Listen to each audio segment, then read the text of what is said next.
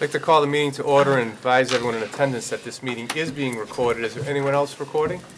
There being none, no one, if you join me with the Pledge of Allegiance. I pledge allegiance to the flag of the United States of America and to the republic for which it stands, one nation, under God, indivisible, with liberty and justice for all.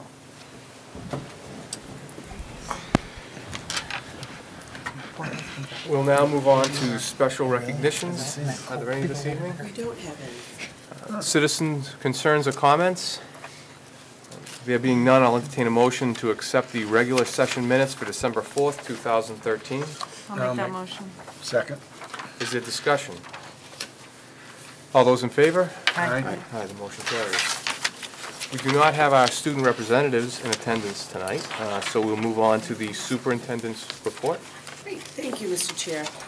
The first item, if you remember back in early November, there was a team from Auburn High and Auburn Middle School who attended the Commonwealth Stand Up to Bullying 2013 event that actually took place at the DCU Center. So we have the two teachers who escorted our students, Sarah Cannell from the middle school and Lynn Barrett from the high school, along with a team of students who went with them. So with your permission, we'll turn it over to them to share some of the highlights of that day. Well, we were so lucky to bring these students with us to an uplifting presentation in Worcester, and there were a variety of students from all over the state, but we certainly picked some leaders. I think that they'll bring back a great message. So I was hoping they could recap a little bit about the speakers, and then I think Mrs. Barrett's students are going to talk about what we brought to the table. Great. Caitlin. Hi, I'm Caitlin Norwood, and we had a slam poet there, and it was very inspirational. And he took his passion and his message and brought it all to us, and it was so inspirational. At the end, I just wanted to stand up and give every bullied kid out there just a huge hug because it just affected all of us, I think. Great. If I may, through the chair, I'm behind the times. Hi, my name's Jen Tarini. Excuse me, hon, just a second. What's a slam poet? Oh. Do you want to share? I am so sorry. That's okay. I feel ignorant. I'm like, I don't know if I'm supposed to know what that I'm means. so sorry. A slam poet is poetry brought to life. It uses your expressions and your emotions. So it's poetry to be spoken. Okay. Thank you. Hey, hi, my name's Jen Tarini. There's a lot of speakers, but the one that kind of got to me was Lizzie Velasquez. She had like a syndrome, like only 3 people had it, and like there was no name for it. She couldn't weigh like more than 62 pounds, and she got bullied for that a lot. And she kind of like told us how she took the high road, and like it was really inspirational for her. It was kind of felt good for me to listen to her story. Thank you.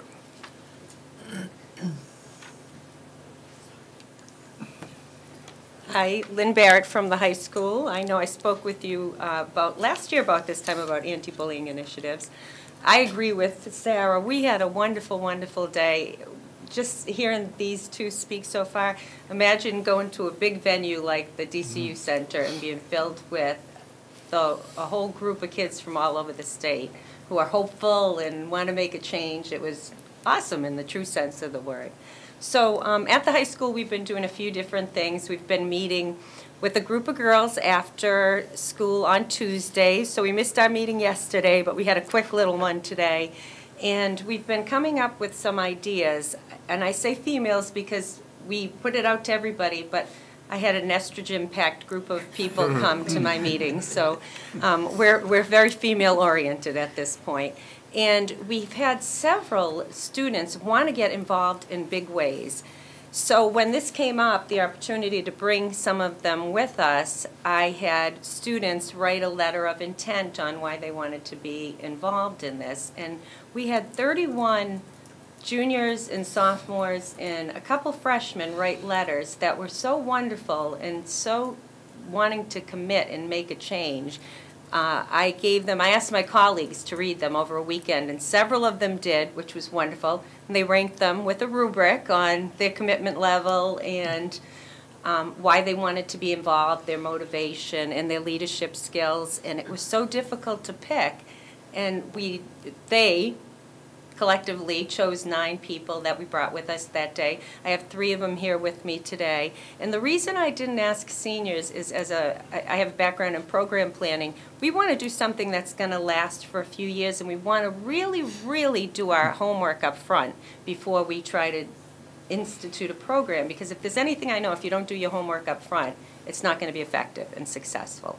So they're going to talk to you about what we're going to do and about the event. And we're going to start with Sydney Anger, who's going to come up and talk to us first about the event. Hi, I'm Sydney Anger, and first off, at the event there was Gem 94.5, a radio station there, and they really made it fun. They kept us entertained the whole time. We had little mini breaks to separate it up, and they played music, and people went down and danced, and it was a good way to meet other people from other schools. We had inspirational speakers, as the middle school told you, and in between each one we had, there was a question and answer from them, and they really did give good advice. A lot of kids asked really good questions that maybe some people didn't know the answers to, and they were really helpful. 2 of the questions were, where would you go or to get help with a bullying issue? And a lot of people said friends. And for these questions, you could text your answer. And so the number 1 answer for that one was friends. And then the other one was, where do you most see cyberbullying occur? And some of the choices were Facebook, Twitter, texting, IM, and AskFM. And surprisingly, AskFM was a huge one. And that's a newer internet place that you can go to. And it's very anonymous, so you can people can write on it and ask questions, and you can respond. And I feel like, and I think a lot of other people feel this way, that because it's anonymous, people will say things that they wouldn't say to your face, especially because they don't know who you are, the person. So that's a big one. And then there was awards presented at this. It was almost like American Idol. They had, or The Voice, they had the top 3 people who sent in songs that they made by themselves against bullying. And a group of students from Mount Hope wrote a bullying rap, and it was actually really good. The kids were really good. I think they'll hear it. It was really good. Yeah, it was awesome. They performed it for us, and it was amazing. And they won. They were from Rhode Island. And they also won the best program. It was an award given to them for a year of Rachel's Challenge. And there was a caucus that we could attend. 3 of our students went to it during this whole program, and they talked a little bit about what we are going to do in our school. And Nicole Palmer is going to talk a little bit about that. I'm Nicole. I attended the Action Caucus along with Megan Crosby and Olivia Sherns, who unfortunately couldn't be here tonight. While we were there, we talked to a number of other schools about their plans of action against bullying. We learned what they're planning on doing, how they're going to do it, all that sort of stuff. And it was a nice way of collaborating with each other, finding out ways we could improve upon our own programs, and helping them improve on their own. I mean, they were all great ideas that I heard there, but I'm most excited for the one we've come up with ourselves. I think it's what's going to work for Auburn. And so, us at the high school, we're starting a district-wide initiative to put an end to bullying. We're specifically trying to put an end to girl-on-girl crime, which seems to be increasing more now than ever. The girl-on-girl crime is what we find to be starting around 5th grade. So our plan is to pair up every high school girl with every 5th grade girl on a voluntary basis to be buddies throughout the next year and a half. Because we're starting kind of late in the year, we're going to continue through 6th grade so that the girls get more time together. The pairs of buddies will bond during monthly fun evenings where they'll not only participate in activities together, but discuss and learn about healthy and positive relationship skills. The girls will be able to write weekly letters to each other as well, and that'll make them grow closer together. Over time, we're going to see the girls grow and learn about what their actions can do to help others and prevent bullying. Megan Crosby is going to come up here and talk a little bit more specifically about our nights and our weekly letters. I'm Megan, and we plan on calling it Blossom and Buddies, but we're not positive if that's going to be our name. And it plans to kick off on March 14th of 2014. The 5th grade girl will be paired up with a high school girl based on their common interest taken from a survey.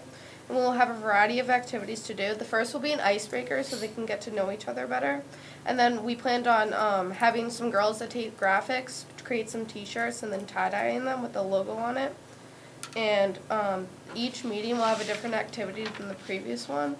And after our kickoff event, we continue to further our relationship with each pair of buddies, and we will engage in an inter-office weekly pen pal exchange so they can keep up with each other if they have any questions or anything.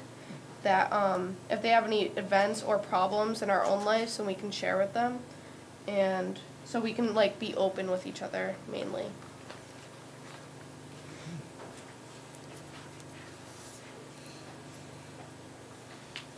We're really excited about this at the high school, and we really want to make it work.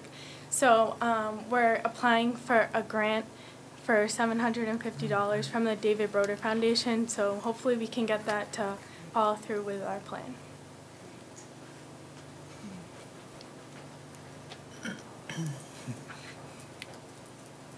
Thanks.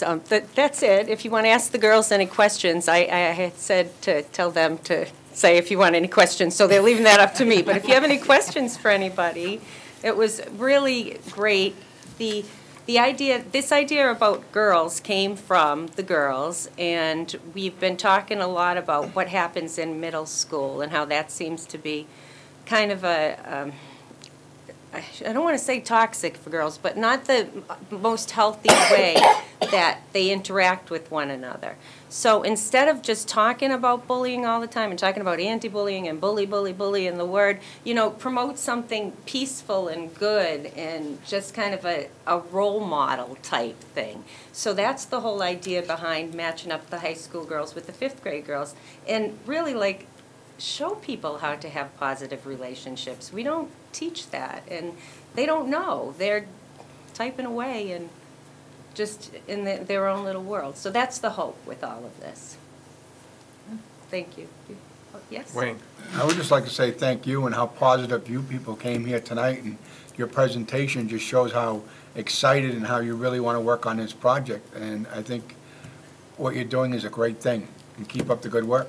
Thank you. Aren't they great? Yep. Yeah. I'll just say too, you're all very articulate. I think your ideas are fantastic, and how your words collaborating with others for the common good. And it's very impressed, and I know it's very difficult with some of these social networks. I learned something tonight, about this, which I think is terrible, an anonymous site that Ask you can FM. I can't tell you what I've been, as a health teacher, what I've been hearing about it in a year. It's something that took off incredibly. And I think what's interesting is that they believe it's anonymous. We all know that IP addresses exist, and it indeed is not.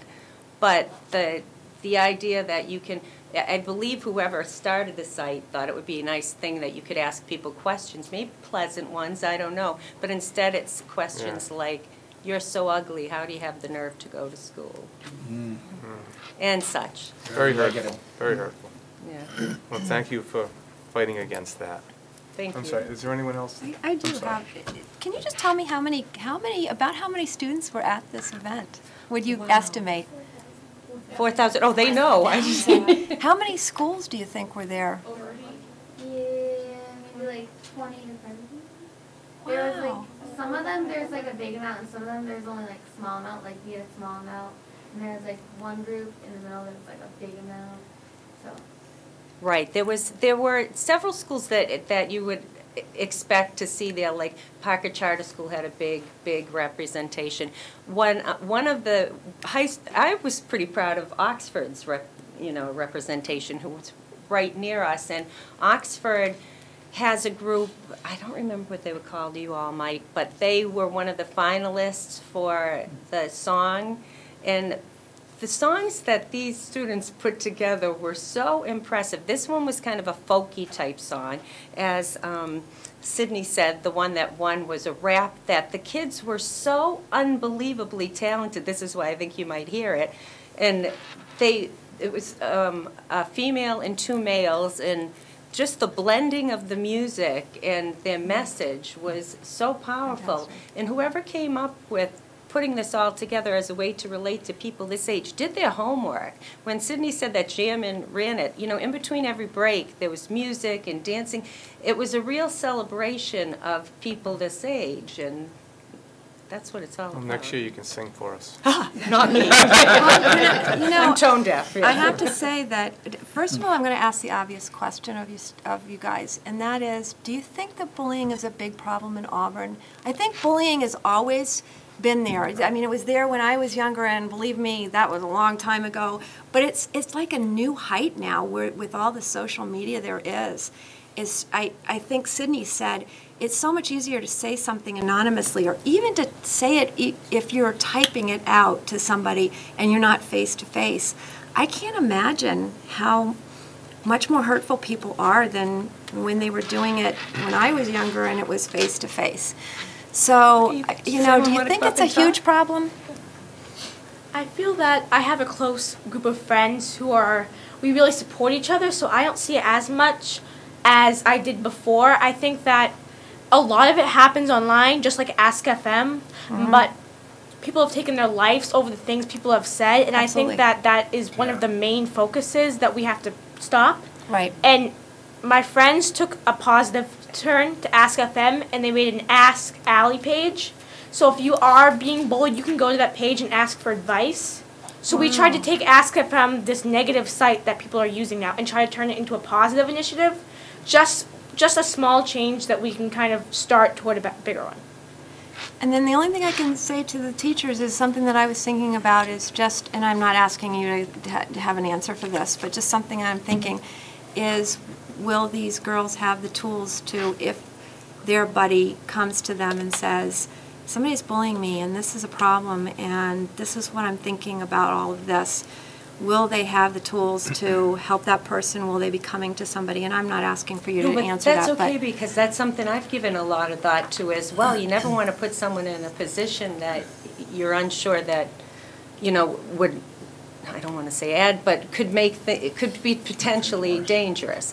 And one of the things that has been totally in my face with attending all of these different things is that I'm fairly useless as a teacher, and I don't want to minimize my role, but when Sid said the question they asked, which was live time, which again, they knew what they were doing. They had everybody tweeting or texting their answer, and it read, who would you go to or who do you go to if you're in a bullying situation? And the choices were my parents, were teachers, were counselors, were another adult I trust, friends, and something else. I don't remember, but they had like 6 choices for everything.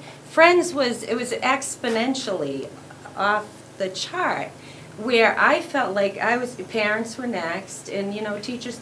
And a lot of the people that got up and spoke had things like find one teacher, which, you know, is something we always talk about.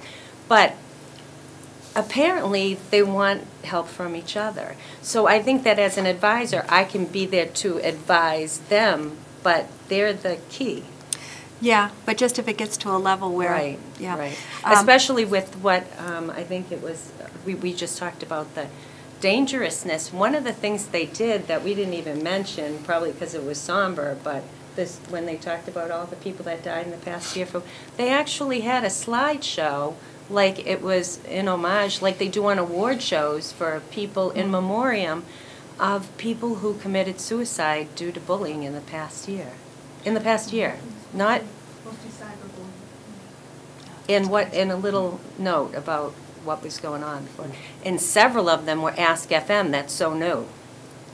So I don't want to bring things down, but it was very, very powerful. And as a school committee, our responsibility, or one of our responsibilities here, is to set policies against things, you know, in response to things like bullying. So if, as you're talking in these, these groups, and you feel like the school committee can help you with anything, we have to set a policy differently or whatever, please come to us, and we would love to hear from you. And we would love to hear how it's going, maybe towards the end of the year after this whole thing has started taking off. You guys are great. Thank you so much for coming. I know it looks like these 5 would be willing to come back, and I'm sure others would too. Great. Thank you. Thank you very much. Excellent job. Happy holidays, everyone. Thank you. Oh, I'm sorry. I'm sorry about that, George. That's all right. Well, that's fine. I just wanted to thank you all for being involved in this, and as Mr. Laurie said, your level of maturity is so impressive, and I don't even think you realize the impact that you're going to have on some of these students. Even the ones that aren't being bullied, just the level of comfort that you're going to provide to them. It's, as we know, if we're in a situation where we're anxious, it's very difficult to learn, and you're going to make these younger students comfortable, and you're going to teach them to be comfortable as they go up in grades. So I really appreciate what you're doing, and again, it's very impressive. Great representatives of the local Yes. schools, for sure. I'm sure you have homework to do, so you're free to leave. Thank you very much. Thank you for coming in. Thank you. And thank you to the teachers, So too, and articulate. staff. They're great.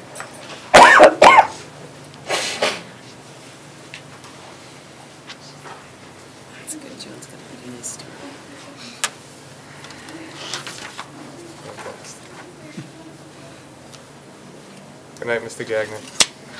Long day for him. I know. Poor guy. Seems like he's at every meeting where he's Great, yeah. So you can move on to the 2014. Great. So as a reminder, back in the 2011-2012 school year, actually it was in the spring of 12, the TELS survey was administered, and I had shared those results with you. It's actually going to be administered again this spring, so I included a flyer for you. And as noted on the flyer, there are a number of topics and areas that they really target their questions around. So staff will be, at some point after January, we're expected to get some more detailed information, but I will share the results in the aggregate with you again this spring once we get them. The innovation grant, as you know, Auburn Middle School received an innovation planning grant and then an implementation grant, the STEM Academy that you all visited earlier this year with Governor Patrick and Secretary Malone. The high school has recently applied for this as well, and as indicated by Mr. Hanfield in the budget presentations, this really centers around the whole idea of the freshman academy, as well as the hybrid model of teaching. So it's pairing the one-to-one initiative we hope to move forward for grades 8 and 9 next year with the freshman academy. So we included for you the prospectus for you to see, and we hope to hear about how we ranked in terms of this in the coming weeks or so, hopefully at some point in early January. So we'll keep you apprised. As you know, we do plan to go forward with and bring back to you more details around the Freshman Academy. I think it's just a great initiative on its own, but if we can get some money around the planning of that, I think it would be money, obviously any grant money we get is great, but money very well spent.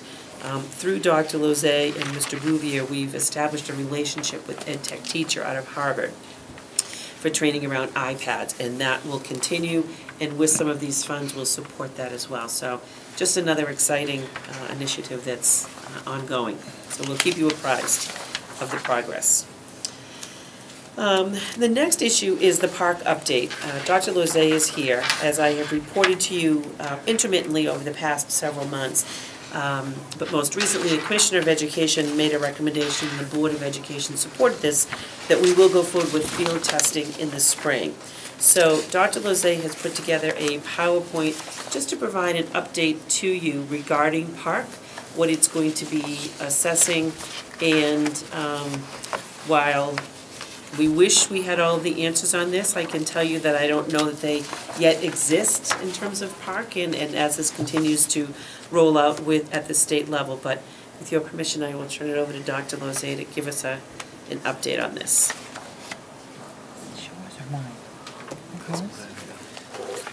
Oh, it's right here.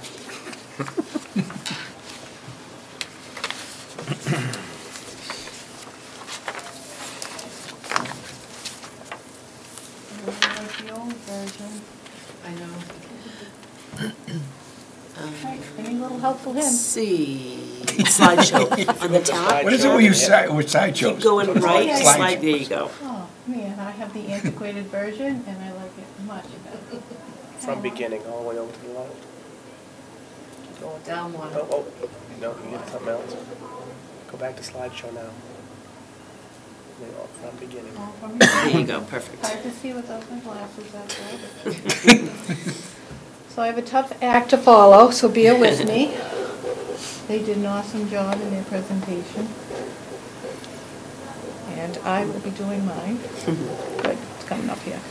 All right, so Dr. Brunel did ask me to come and give you a brief overview, knowing that you are close to the holidays and probably have other things that are on your mind, so I will try to be brief. And as she mentioned, we don't have all the answers. We only have some answers.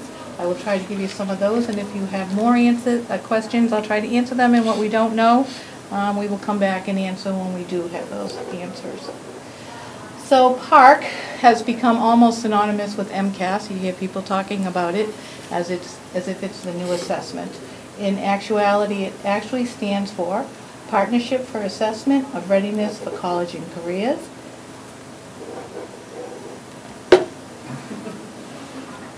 And what it actually is a consortium of 19 states that are partnering to create a common set of assessments.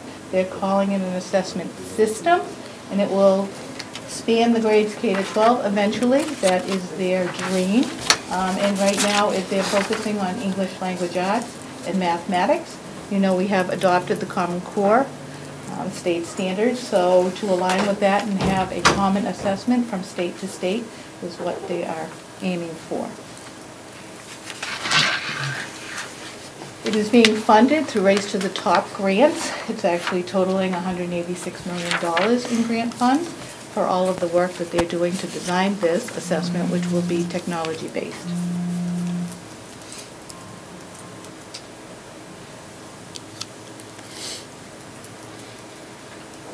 PARC has a certain vision and holds several priorities. They want to have a common assessment system that spans the grades K to 12 that will allow a pathway to college and career readiness for all of our students, not just for some. They are determined to create high-quality assessments that measure the full range of the Common Core state standards. At the same time, they seek to support educators in the classroom with timely data. They want to make better use of technology in these assessments, both to administer it, but also in a lot of the tasks that they're going to require students to complete. And they want to advance accountability at all levels. Why PARC? Why not MCAS? Well, we've decided that PARC gives us an opportunity to look a little more deeply at grade level and course-specific standards, because they did a lot of their planning backwards from the college level, what makes a college or career-ready student, and plan backwards. We have a stronger focus on those standards. They also feel that this new assessment will be able to include more performance-based assessments, something that a lot of educators have spoken to the departments about, that oftentimes it's a simple multiple choice or writing a short answer, that kids of varying abilities may be able to demonstrate their knowledge through other means, such as a performance-based assessment. And oftentimes the assessments that we have, whether it's in Massachusetts or in some of the other consortium states, fall short of doing that. One of the areas that you see highlighted here is math, in terms of actually letting students show how they would apply some of that math, not just completing the operation or the computation. Again, this is all predicated on our transition to the Common Core state standards, which back in 2010 were adopted by Massachusetts. All of our public schools, our charter schools, as well as our college education preparation programs are implementing these new standards. The timeline, if you remember, was that in the school year of 2012, we began to introduce those to our educators. In 2013, we had near, which is this year, we have near full implementation of those standards, and by next year, the expectation is that we will have full implementation. And that's when the official first administration of the PARC assessment will begin as well. Those Common Core state standards have several shifts or changes to them. There will now be an equal emphasis on literary and informational texts. Prior, the MCAS had more of a emphasis on the literary and less on the informational text. They want an equal balance now. We are asking students in our classrooms and then in the assessment as well to be able to ground any of their reading, their writing, and speaking in evidence from the text, to write in response to one or more texts. So at a grade 3, it might be writing in response to one text. However, beginning in 4th grade, it will be 2 texts and then multiple texts. And again, we would like our students, and it will be assessed on the new PARCC assessment, reading complex texts. We oftentimes try to give our students the opportunity to read at their independent level, which is important as well that they're practicing. But unless we give them opportunities to practice reading complex texts, we're not going to build their endurance or their academic language. In terms of shifts in mathematics, instead of having many standards, we have narrowed down the number of standards that we have, so we're looking for depth as opposed to breadth. And we are hopeful that because, again, it was planned backwards, that there's a coherent progression across the grades. The math is also based in conceptual understandings as opposed to just rote processes or memorization of formulas. And again, ultimately, we want our students to be able to extend that to real-life applications, whether they go on to college or career or both. Hopefully both. Some of PARCC's priorities that I mentioned at the beginning were to support teachers, to give us adequate data, to thoroughly assess the Common Core. And in so doing, they've come up with a system of assessments that include 4 components. 2 of those components will be summative at the end, and those are required assessments. 2 of those will be non-summative, and those will be optional at this point. We don't know as much about the optional ones as we're learning about the required ones. The summative assessment components have 2. There's the performance-based assessment. These are performance-based tasks that will be given to our students. In terms of ELA, they will have to write while analyzing text. Again, it could be 1 text. It could be 2 to 3 texts. It could actually be a video clip that they watch and then they have to analyze and make comparisons to maybe a piece of written text. The math performance-based assessments will really focus on applying those skills. Students will need stamina to complete some of these tasks. They'll be required to actually solve multi-step problems. They may be required to start at a Part A, which most students might be able to do, but then apply that Part A answer that they got to Part B, and then to Part C and Part D. The end of the year assessment will be administered closer to the end of the year. Actually, the PBA at the top, they're saying around 75% of the way through the school year that would be given, similar to how we used to give 1 test sooner in the year than the other. And at the end of the year assessment will be administered approximately 90% of the school year later in the year. This will focus a lot on reading comprehension in the math, though they'll have some innovative tasks on the test. They must be machine scorable, not hand scorable, so they will take less time for the student to solve. The non-summative pieces that we're hearing about, and this speaks to their priority of helping and assisting teachers, is a diagnostic assessment that teachers will be able to use in their classrooms to assess the students' skills in terms of where they are on that trajectory to meeting the summative assessments. They'll be able to design interventions around that, and we'll also be able to identify if there's any professional development that they might need. There is also a mid-year assessment that has both the performance-based tasks and then end-of-the-year type tasks that will also give us kind of a benchmark if our kids are on the path to reaching where we want them to be in the summative one. They're talking about, after close study of this, that they may actually let states use this as a summative component, and that would tie in strongly to a lot of the work we're doing around district-determined measures and the educator eval system. Another piece that they're talking about is the speaking and listening portion. That would be optional, although recently what I read is it may become mandatory.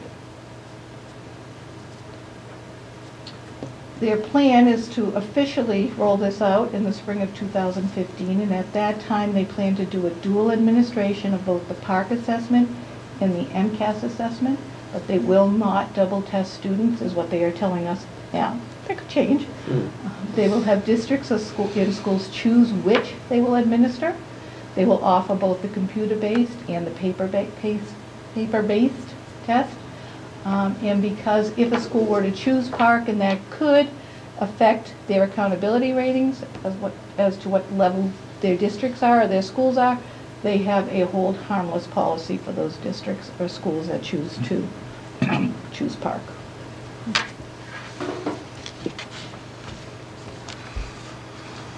Here in Auburn, we will be doing field testing in 2014. Park is doing field testing across the consortium of states. In terms of Massachusetts, we have 15% of the students in grades 3 to 11 participating in that field test. Those students have been, or districts have been randomly selected, as have the schools and the grades. We will be getting more information in terms of how the administrators should go about selecting the students in which classrooms. Students will take either the ELA or Lit portions or the math. They will not be taking both. They are designating districts to take either the computer-based or paper and pencil. And you'll see a little further, I have a chart of what we are doing here in Auburn. These are the testing windows for the test. You can see that the performance-based assessment is earlier in the year, from March to April, and the end of the year will take place from May to June. And grade 10 students at this time for the field test will only be taken any end of the year, but here in Auburn we actually do not have grade 10 participating in the field study. This is the chart of Auburn's participation in the field testing. So at JB, grade 4 will be taking portions of the ELA assessment. They will be taking the end of year type, and they will be doing that online. At PAC we have 2 grade levels, and again there's only 2 classes at each grade level. Grade 3 will do the math. They're actually involved in the performance-based assessment as well as the end of year, and that is online as well. Grade 5 will do the performance-based for math, online. And at grade 6, at the middle school we have 2 grades, grade 6 and 8. 6 is doing math, end of year. 8 is doing ELA, performance-based, and both of those will be paper and pencil-based.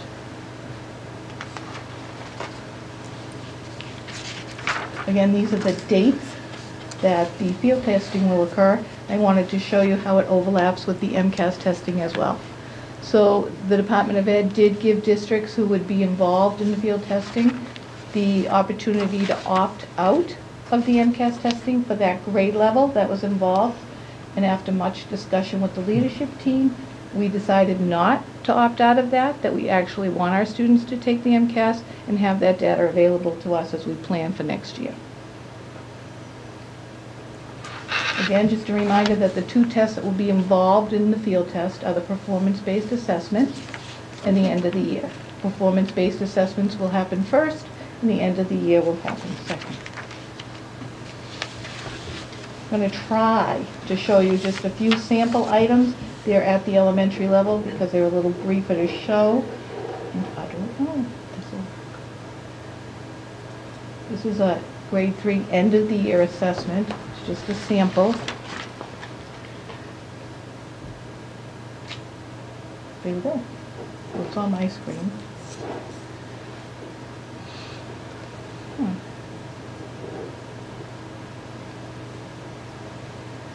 Showing up on this computer, but obviously not on the screen.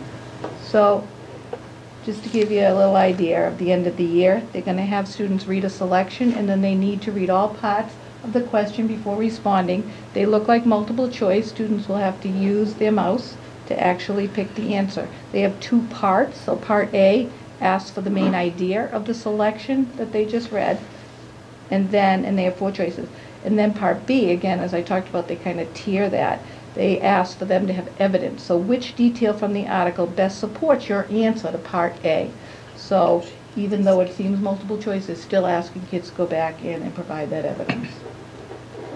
If you hit escape, I think if you hit the if you hit escape, I think it will show the sample maybe? No, sorry. If I don't think if I memorize it. I did have tech help this morning. Yeah. You were doing so good. I know. All right, I'm just going to go to another one. You can't see it, but I'll be able to describe it better if I can. It's not even gonna let me open it. Oh, no. So this is a grade 4 fraction comparison. So on this, they actually have two, they look like rulers, and they ask a student to identify 3 halves on the first ruler. So they would use the computer to mark that point. And then on the next ruler, to identify where the fraction 5/6 would fall. So that would be part A, so they have to identify that. And then part B, they ask them which is greater. Is 3 halves greater or less than 5/6? They look at the visual that they've created and then explain how you know. Goes on to a part C actually, but now they ask them to identify and write a fraction that falls between those two, to a little higher level. And then in part D, explain how they know that that particular fraction falls between those. So you can see how they're tiering these items. So it's both multiple choice and writing. Yes. Yep. And actually, you'll see, well, you won't see, which is too bad because the next one is the best. So on the next one, it's TECR, which means Tech Enhanced Constructed Response. So in that particular one, it's about, they have to read an article about the life cycle of the butterfly, and then they give them the 4 different stages, but they actually have a visual, and students have to click and drag it over to put it in the right place. Just want to see, just like, if we bring this down here.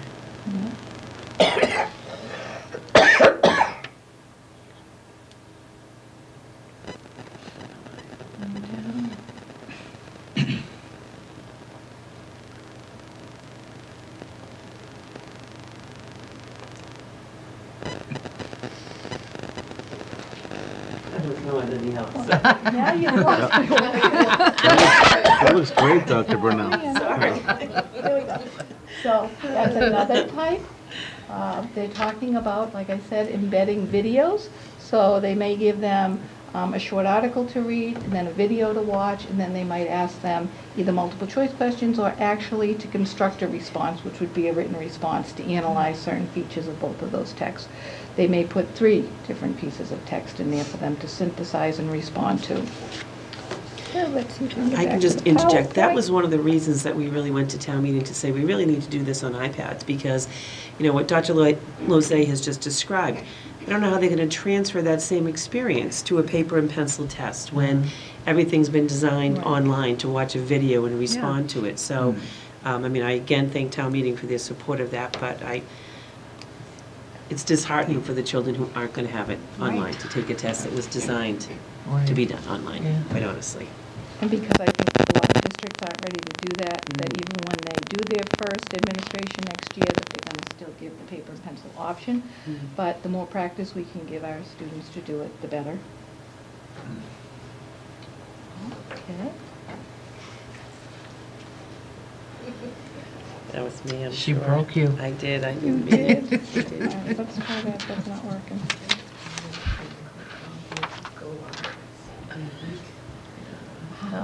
So, as we just talked about, there's a real technology piece to this test. So some of the requirements in order for our students to actually be able to take this online is that they can use desktop, which we don't really have enough of within our schools.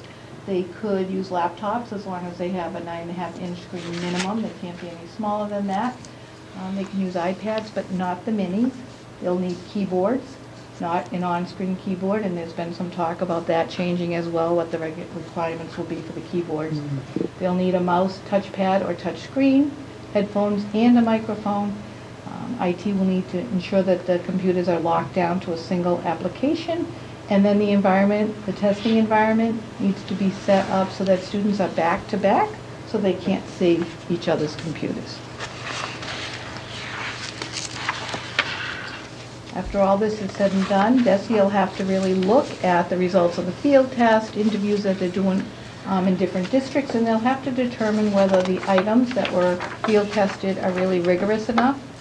Massachusetts has had one of the most rigorous tests thus far, so they're going to be looking at that critically. They want to ensure and make a decision about the quality of this assessment in comparison to MCAS. And then does this particular test that they've created really provide better opportunities for our students to demonstrate the mastery of their skills, opportunities that maybe they didn't have through MCAS. And in terms of the field test, what we'll get out of this is, unfortunately, we will not receive any data from this field test. This will strictly inform Park and DESE. And because of that, we decided not to opt out of the MCAS testing, as I spoke to you about, so that we will have some data to help inform our decisions. But we believe ultimately that if we participate in this field study, that our students going forward, there will be more reliable and valid items on these tests that will be very high-stake tests for the students, but also for the teachers. And we believe that anytime we can give our students some practice, that's great, especially seeing these are next generation assessments coming our way. So if you have any questions, I'll try to answer them, so I don't have to use the computer. I've got a couple questions. What is the time frame for introducing this to the faculty or making changes to curriculum? Well, in terms of the Common Core, those changes have already started, and we'll be able to feel that we have completely implemented the Common Core in 2014, like the state has put out there in their timeline. In terms of the Park type of assessments, our teachers have been given samples and the sites to go to, so that they can try some of those out with their students. I've been in some classrooms where teachers are creating similar ones to the ones that they're finding, because there are not an extensive amount of samples at this point, but there are enough that teachers are trying them and then trying to build similar ones. Are we also doing the same things to prepare them for the upcoming MCAS tests? Do we do anything in particular to prepare them for MCAS other than the curriculum that's involved? I mean, are there samples of that we're using at the same time? Yes, we always have an MCAS prep, and that will be kind of dual this year. We want to make sure that we're also doing some of these kinds of park-type activities, but we purchase resources to help them with that prep. We use old MCAS to help them with that prep, use new samples as well, so yes. Okay, my other question, I don't know how I missed this in the packet before, but the letter that we got from the state, it says that they're very supportive, and I've just been skimming it. Does it say anywhere in that letter that they're supporting us financially? No. No. I just skimmed it right now. Has there been any more talk about that through other superintendents or other districts? Have we heard anything? I'm sure we're not the only ones concerned about that. Oh, no. No, I would say that the frustration is mounting out there. The MASS, the Superintendent Task Force that I sit on, that actually, at our most recent meeting, we were looking at what priorities do we really want to push with the state. And there's a wide cross-section of superintendents who serve on that board. And it is widespread, the concern about administering the field test we'll get no data on. But eventually going to a park assessment that's built online if people don't have the resources to do that. So I anticipate that will probably come out as one of the priorities. I can't guarantee. We've just filled out our surveys, but our next meeting is mid-January or thereabouts. But in terms of any definitive information, no. I know that it's still swirling about, whether there may be some sort of a grant program through MSBA for technology upgrades, but there's nothing definitive on that. Okay. And again, I appreciate the vote at town meeting and getting the support of the community, because us getting a jump on it, I think, is huge. Other districts who are, and I know of a few of them that are holding off, and they're going to hold off and hold off, and it's going to be too late. They're going to ask for all of it at once, and it's going to become very difficult to fund that. I agree. That was part of my comment. I'm glad you brought that up, and I am also very appreciative of the overwhelming support from town meeting, because I think it's important to know that it is a practice test, so our kids will be more prepared if and when it's implemented. And I do find it disheartening, as George mentions, the support from the state when they're not even providing us any data back, which is a little frustrating. So hopefully you'll be able to kind of maybe assess too as a team on what we're doing right or wrong in it. But it would have been nice if they at least, or somehow, how are we doing? Right. But I'm sorry. Right. No, that's all right. That's all right. Before I think we all lost agree. your train of thought. That was my That's very typical of the state. It really is, especially when it comes to education. I found that. My last question is, when are we going to get this information home to the parents? We're actually drafting a letter. I've talked with the impacted principals and Dr. Lozay. We were originally thinking of sending it before the holiday break, but I think what we'll do is probably send it very soon after they return. That Just sounds get good. lost in paperwork, I think, right now. And we'll put the scheduling part of it in there and which Absolutely. classes and. And what we don't know right now, we were actually waiting to hear from the state. It was probably a week or so ago. They said they'd be giving us guidance on how we'll actually select, because as Dr. Lozay noted, I think it's grade 4 at JB, for example, only 2 of the 4 classes will be picked, so they're going to give us guidance on how do we actually select the classes that will be picked. So that was part of the discussion. Do we notify all of the potential families of impacted children, or do we wait till we've actually identified which children will be taking it? So we were actually thinking we might get some information this week, and it's not yet come from Tessie. So my suspicion is that will be after the first of the year as well. Even if it's got to go out in a couple different pieces, if we Yep. can get that first piece out there, because there's already some anxiety. Sure. And I've been hearing about it, and Okay. I don't have all the answers. Sure, we definitely will do I that. think anybody has all the answers yet. Yep. Yet. Thank you very much. I have a couple questions, actually. Oh, sorry. I'm sorry. Why would you ever sit down before I had a chance to run? So one of my questions was just answered, and that is, did we get to choose which classes will be taking the test? And I'm assuming, because the answer is no to that, that we also didn't have any input as to which grades or classes would be paper, or those were going to be designated. Okay. And the test, do they take 2 hours, 3 hours? Do you have any idea? I think it's supposed to be shorter than MCAS actually is. It's also timed more than MCAS. MCAS Yeah. goes forever, as you remember, I'm sure. But there's some time limits associated with Park. I understand the end of the year one will be a lot quicker than the performance. So is it doable to have them taking the parks and the MCAS? If we schedule thoughtfully, yes. And I So they're think not most going of to, our- these kids are not going to be in tests every day for a couple of weeks? I mean, it's not going to be that, It shouldn't be that if we schedule thoughtfully, and I think we can do that. which is going to We have to always be, which is schedule- going to have to be thought of when you see those MCAS results, I would think. Sure. And I agree with you that you need to have, they need to take the MCAS, Yeah. but, And we put a priority on the MCAS because that's Sure. data we're actually going to get. sure. And then, just a curiosity, you're saying it's tiered. So if a child answers the question, maybe you don't know the answer to this, they answer the first question, then it comes to the second question, and the first question doesn't make any sense. Can they go back? I'm Is sure it they your can, as understand? long as they're still on that item. Okay. And It shouldn't say I'm sure. microphone, you said they needed a microphone? These kids are actually going to be speaking during this test? They're telling- Especially if they decide to do that listening and speaking portion, yes. Oh, that makes, okay. And then I'm not really Some of asking that for your is response to what that. we're talking about is maybe giving them a prompt that they have to speak to right there on the spot.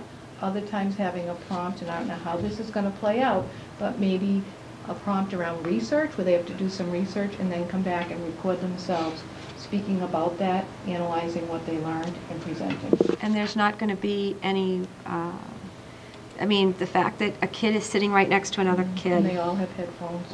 And they all, so they maybe wouldn't hear the person next to them Right. anyway. Okay. And then my last question is MCAS. So these could potentially take the place of MCAS. And so that whole idea of getting every student to a proficient level, I mean, it was a good, I'm not saying it was wasted, because obviously that's what you want to happen. That expectation will still be there. They will be using the data from Park to make those accountability judgments and student growth judgments. And so will it start over again, or will they start from where the MCAS took off, left? I believe they're Yeah. going to No, find a right. way to correlate it. Right. Okay. Okay, those are my That's questions. one of the pieces that they haven't definitively answered, but I agree with Dr. Lozay that they're hoping to create as seamless a transition as possible. But I think until we see these tests and how we're going to get the results eventually reported back, how will they correlate? But that's their goal. So districts don't necessarily have a clean slate starting with the parks? No. They're, okay. No. Okay. And I don't know, just speaking just one of five, I mean, if you want us to somehow support you, if you think it's appropriate for the committee to draft a letter to the Department of Elementary, to say we would like this information, or if you have the superintendent's groups doing that, trying to put some pressure or... You actually came out in June. We sent a letter to Senator Moore and Representative Frost saying that, this is yet another unfunded mandate, and the response was, very generally speaking, well, they've made an accommodation with the paper and pencil version. I'm making judgments about something that I've not yet fully seen. I've only seen samples. I just don't understand how a child could have the same experience watching a video online and responding to it as reviewing some static pictures and responding to it. It just doesn't. And my issue too make is why aren't sense they to me. providing the data back to us on how the kids are doing taking the paper and pencil versus taking it via iPad, and how are our kids doing on the iPad if we need correction? Yeah. When they have that data they could share and they're not. And that's, I guess, what I'm talking about, putting Sure. some pressure, I mean, we saying can we'd like that certainly information. submit that, but But they continue to, I'm sorry, go ahead. More importantly, I would think that they would ask us for our feedback as to how those tests, because I can kind of understand why they wouldn't give feedback, because it's a test. They're trying to figure out how to make it better, any changes that need to be made. So data coming back to us may not mean much, as opposed to when they actually get it all where they want it to be. And then, but I'm wondering if they're going to ask you as a superintendent to give feedback as to the problems and I'd hope that they would. We've gone to a few webinars or drive-in sessions on this, not heard that specifically yet. But I would like to think that they would, be because valuable. what they continue to say is that in this field test, they're not testing the student's ability, they're testing the validity of the questions. Right. And that's why they're not giving us data. But I think it would make sense to get data from the field on this. So hopefully they will do that. I anticipate they'll ask us, similar as they're creating those model curriculum Right. units, and they're asking for teachers to give feedback on those. I would imagine they would ask for some sort of feedback. Forever the optimist. maybe the greatest questions? thing since sliced bread. Who Yeah. knows, right? Right. Thank Thank you very much. Moving on to... So last year, if you remember, it seemed to be our year of, thank you, Dr. Lozay, of audits. We had the coordinated program review audit, we had the business office audit, we had civil rights and ELL. This year, it seems to be the year of surveys. So as recipients of the Title I and Title II program grants, we actually have been selected to participate in a study, a survey actually, that will be conducted. Dr. Lozay and I participated in a conference call. It is mandatory. They're going to actually be looking for some information from principals and from teachers in sample schools, as well as from Dr. Lozay and I at the district level. So they will provide a report. It will be in the aggregate. We won't have any specific information about Auburn, but they're not anticipating that to be released until the summer of 2015, or perhaps even after. This is through the federal government. So when we get information, we will share that with you. And if I may, through the chair, what exactly are they trying to get at here? What's the purpose of the survey? We actually asked some of those questions, and really it's around the use of these funds and how they are impacting students, looking at policies that we have in place. So what they did describe is that while it is mandatory at the district level for Dr. Lozay and I to participate, we are going to give them some names of principals and teachers. It's not mandatory that they participate at that level, but it's around policy issues and impact to students.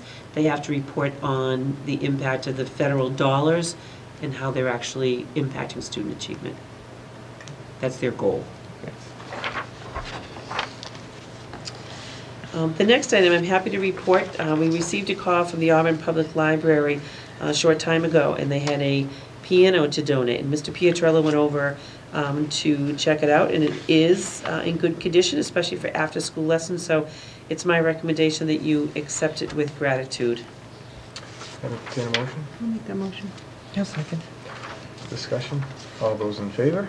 Aye. Aye, there is a vote. And a thank you has gone out, so thank you I didn't know the library had for a that. piano. Each year annually, the Auburn Webster Elks donates dictionaries to our third grade students, and they have generously done so again this year. So Mrs. Nancy Cronin is the committee chairperson for this. So both the students at Packagug and JB received these just prior to Thanksgiving break. A thank you has been sent, and I would recommend your approval of this donation. I'll make that motion. I'll second. Discussion. All those in favor? Aye. It is a vote. Next, there was some historical information sought regarding the Auburn Public Schools, and Mr. Gray has another document he's going to share as well with some additional questions that were asked. But what we've provided to you in the packet is an analysis over the past several years, from '08 to 2014, in terms of the questions were the percentage of the school's budget in comparison to the town's total budget. And you can see there of the columns, there's a percentage from '08 to the current FY14. Also what's shown, and this had been shared in a PowerPoint presentation, is so from FY9 to FY13, the increase that has been received the increase that we have requested and been approved for through town meeting spans that time of $1.7 million, actually the dollar increase in our budgets over time. In comparison, during that same time period, the town has received $2.3 million of increases in Chapter 70 monies. So about $610,000 or so more than what the school department has actually received. Mr. Gray's got some additional information, which I will let him explain to you.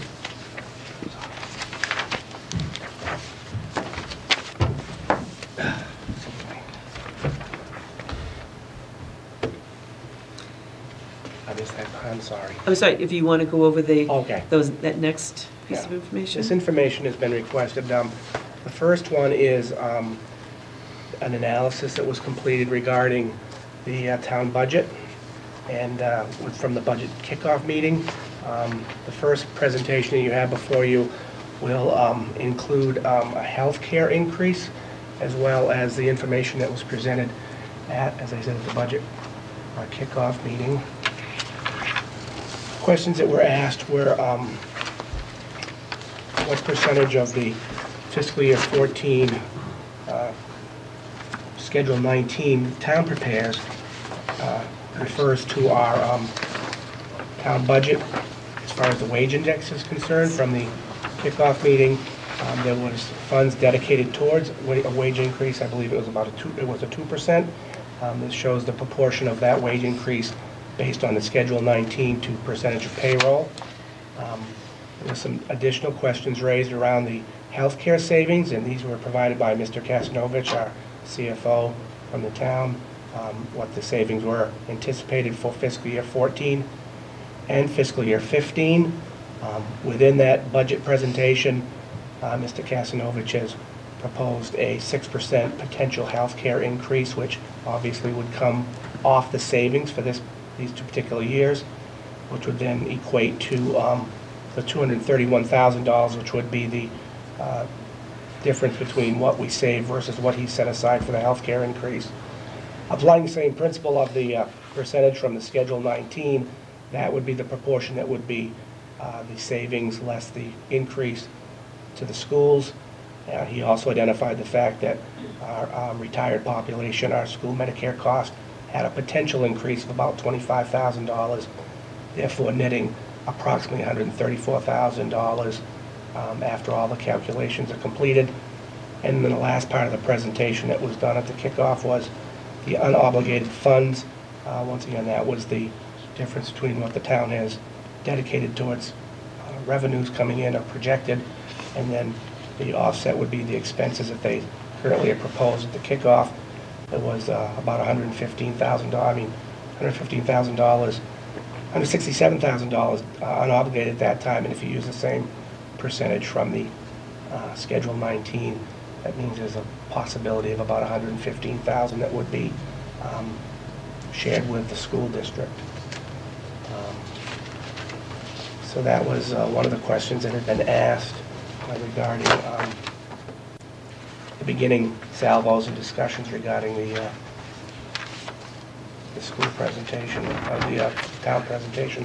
This next schedule basically eliminates the 6% health insurance increase. The question was raised, when we spoke to Mr. Kasinovich and people at Town Hall. That's his current understanding that may be potential. So the question was asked if health insurance has historically in the past, at least in the last couple of years when I've been involved with it. This looks like the same exact thing. Oh, did I give you the same ones? I think so. I'm sorry. I was running back here, they fell.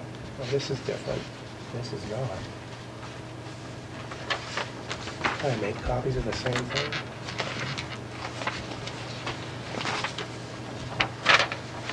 I apologize, this was all, here it is.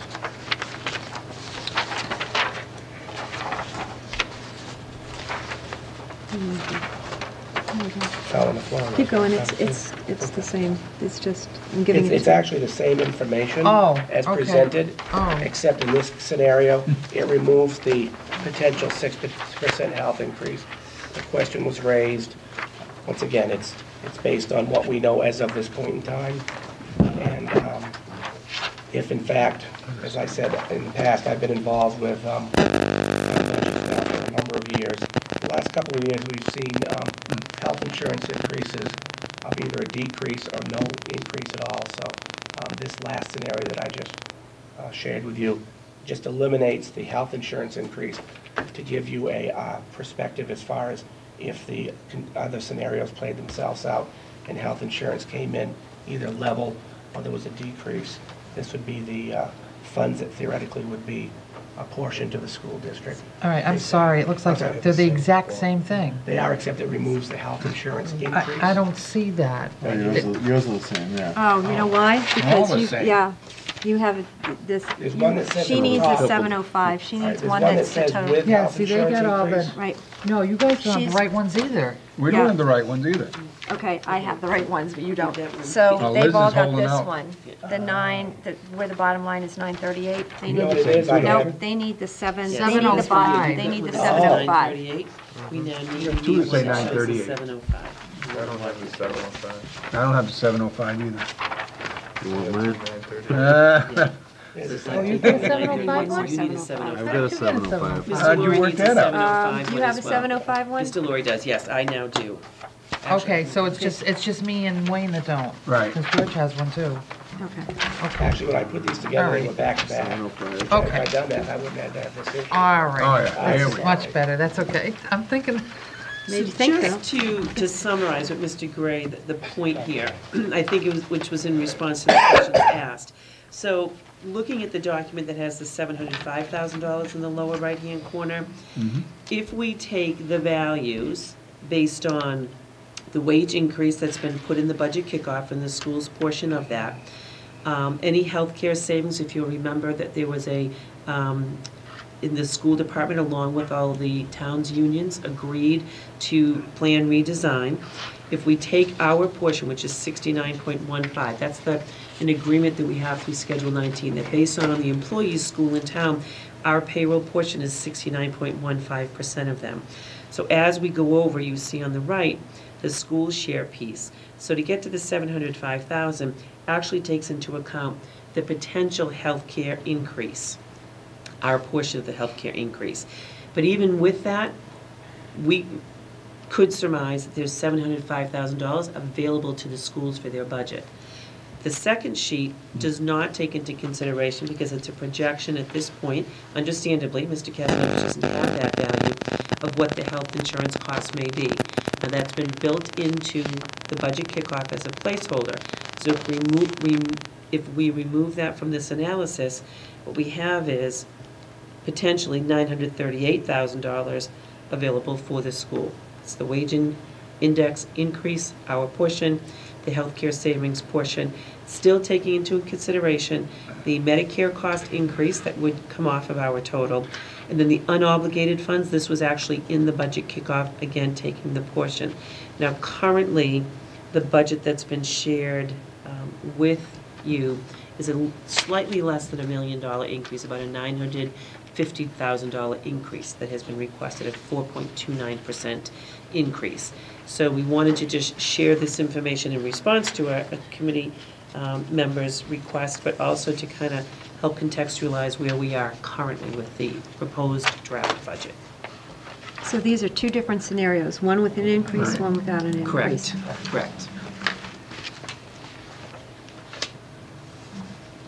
And these numbers at this point, in terms of the health insurance increase, that's a fluid number until that actually comes through, and it's not until after the first of the year at some point they know that.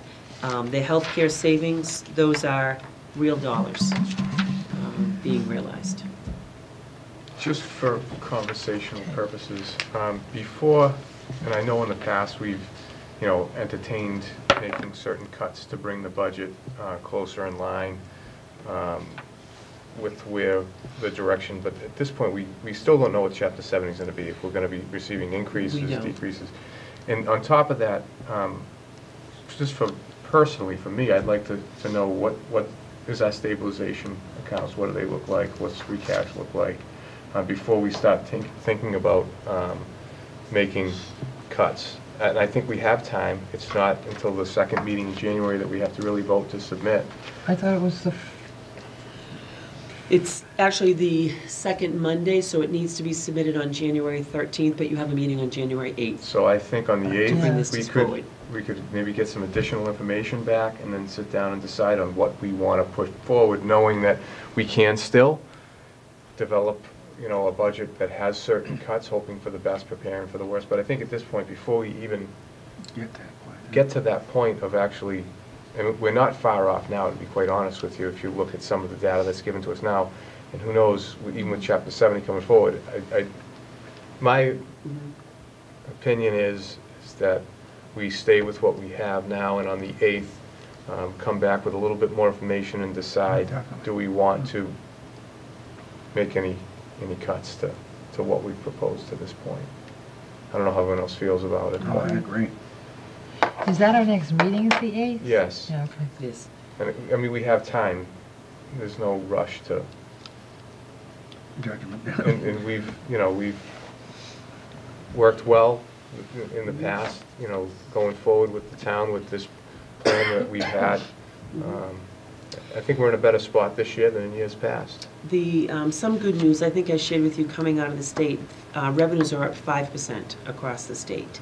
Okay. And on that task force that I sit, some of the items that we'll be advocating for as superintendents is in terms of, and again, the priorities have to be set, but based on discussions, making sure that our special education circuit breaker is fully funded at the 75% level. I think the highest it's ever gone was 72, and it's been at about 60, and even went down to 40 one year. Looking at, the foundation budget, there's a huge push that there's a $1.2 million gap, $1.2 billion gap between what health insurance actually costs in the foundation budget or what we get appropriated for it in real dollars. So to try and close that gap. So there's a few initiatives that the superintendents are seeking to push and to get support from MASC, MASBO, MMA, and some other boards to really try and channel some additional money into education. So I think for the first year, there's some hopefulness out there in terms of some revenues. So, and if you remember, each year when you have submitted the budget to the town, we've submitted it in draft form, with the understanding that you can go back and revisit it once we get some hard and fast numbers in terms of Chapter 70 in that. And actually, I think this is probably, other than the FY9 budget, which we actually submitted with a decrease, if you remember, this is probably, at its current level of 4.29, I'm going to guess that it's close to one of the lowest, if not the lowest, increase that we've been at this point in the game, in the process. The good news is the town's on good footing right now. It's prepared. Yeah. We've been very conservative going forward.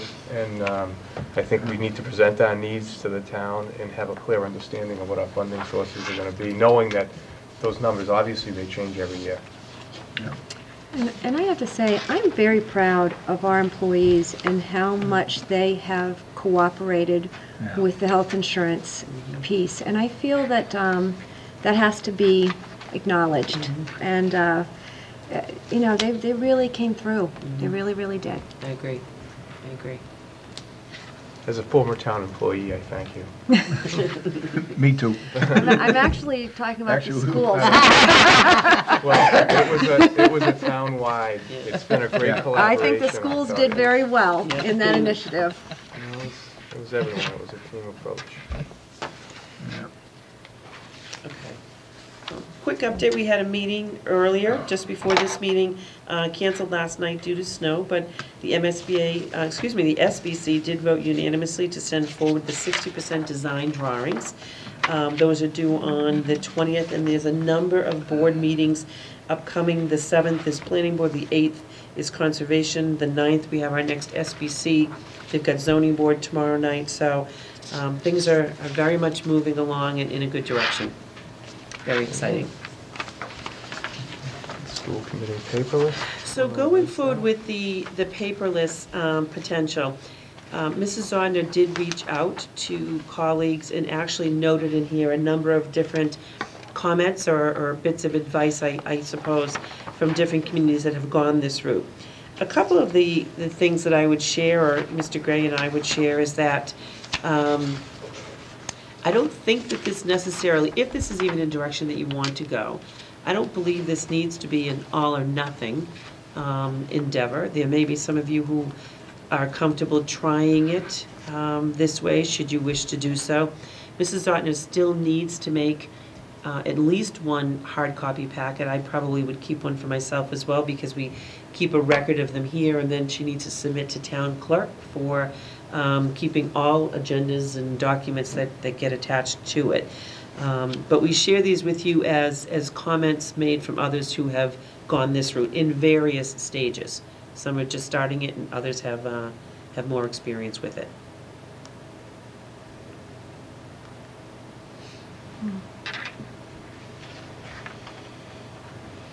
And obviously, as we do now on typically the Wednesday or Thursday before the meeting, all of the documents would still be emailed to you, and that way, I assume probably most of you read them from your computers before even coming that night, and that would still be done.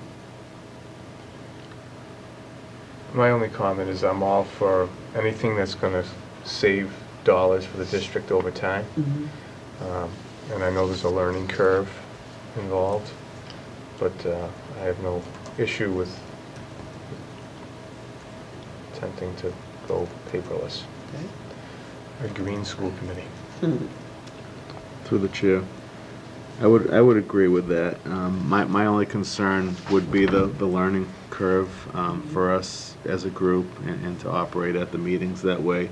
You know, there could be a few glitches, but otherwise, I'm really not too concerned with it. I think it's a good idea.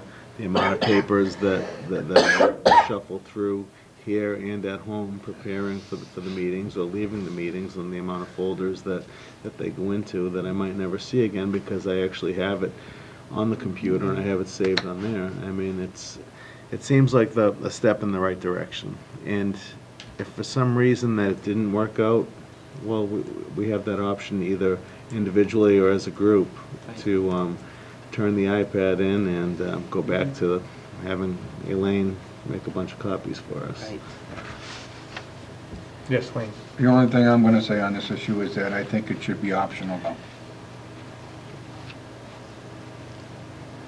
I would agree with that. Yeah, the only thing I got. Anyone else? I entertain a motion, if that's what you think we need to do to change, or we're just going to just try it. You know, I think that rather than, you can certainly do a motion, but I think if we just provided the iPads, and if people felt comfortable, we'd go in a dual platform, maybe to start. If there are some members who are ready to try right with the iPad, we can do that, and if others want to go a little more slowly, I think that's perfectly fine too. I don't think it has to be all have to do it or all don't. I think it can be a pick and choose. My only thing is learning it. Sure. So, even, I mean, I'd even be willing to, I'm gonna hate to ask Eric, but I'd even be willing to come in, a half hour before our meeting if he wants to give a quick training or during. I mean, I know our meetings are usually pretty packed, but I'd be maybe happy a to do training that. session. And I may not have shown it tonight. I can actually do the training session on it. Okay. So, All yeah, right. yeah. I think, I mean, Yep. that would be beneficial for Yep. me. Yeah. And I just think we all may pick up a certain Sure. piece of it, and then during a meeting, I can probably nudge and go, what the hell am I doing? Right. Yeah. You know what I mean? So I Right. think if we all, If we want to plan that for You the know. 8th, I'll have them available and we'll just start a half hour early and we'll go through a little demonstration lesson and to see. So we'll still do that. yeah, I think that would be Yep. great.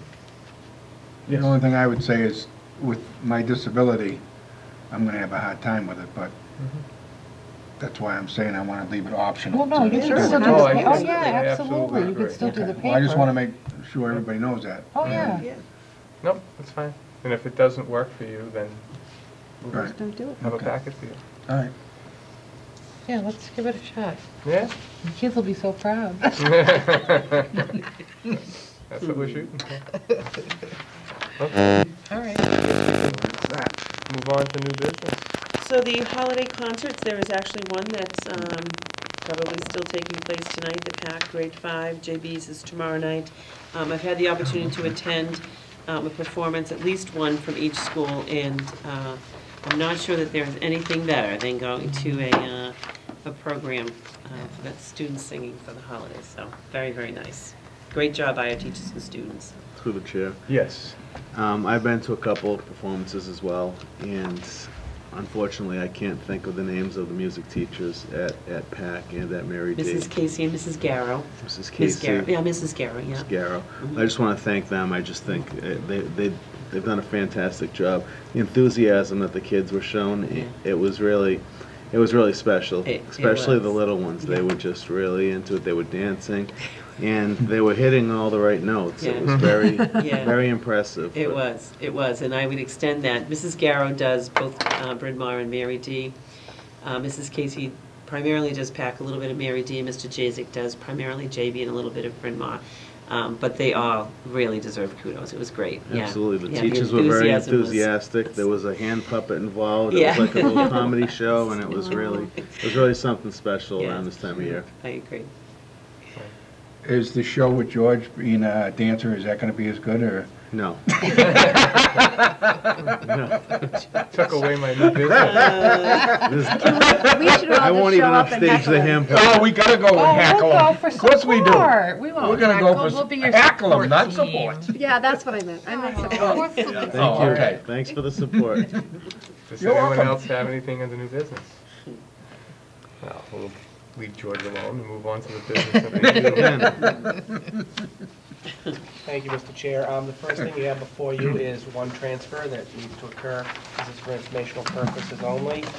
It's to cover the cost of the IA that was hired for Packagug. I believe we approved at the last meeting, so this is the transfer that takes it from the reserve fund, puts it into the account.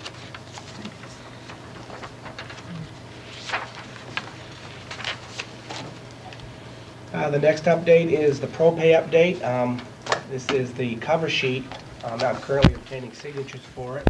I met with, I actually conversed on the phone and did this online with Andrew from Skanska, our OPM. This is the most recent billing.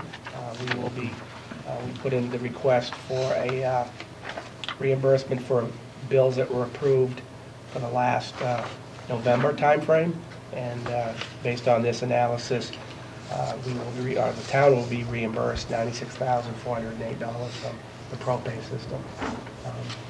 We also met with the town today to discuss, as the project continues to gain momentum, that these reimbursements will become more important as the amounts will escalate as the building begins to take shape. So we're in the process of putting together a process that will ensure that the bills are paid warranted and then submitted to MSBA to ensure cash flow continues to received by the town in a timely manner as opposed to their borrowing anticipation for the projects. Okay. And the oil bid. And the last thing is just tomorrow at noon, the French River Educational Collaborative will be opening up the bids for the number 2 heating oil.